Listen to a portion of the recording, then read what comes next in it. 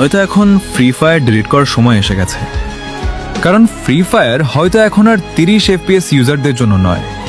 প্রতিটা আপডেটের পর ল্যাগ আগের চেয়ে আরও বেড়ে যাচ্ছে, ফোন আগের চেয়ে বেশি গরম হয়ে যাচ্ছে, ফাইটের মাঝখানে গেম ফ্রিজ হয়ে যাচ্ছে, আর FPS এতটাই ড্রপ করছে যেন গেমটাই আমাদের হার মেনে নিতে বাধ্য করছে। একসময় আমরাও স্মুথ গেম পেয়ে স্বপ্ন দেখতাম, কিন্তু এখন প্রতিটা ম্যাচ শুধু স্ট্রেস আর হতাশায় নিয়ে আসে।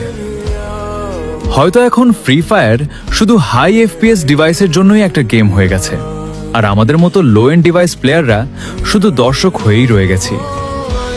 আমাদের মধ্যে অনেকেই 30 FPS এর ফোন নিয়ে কত কষ্ট করে খেলছি, ল্যাগ, ফ্রিজ, FPS ড্রপ সব কিছু সহ্য করছি।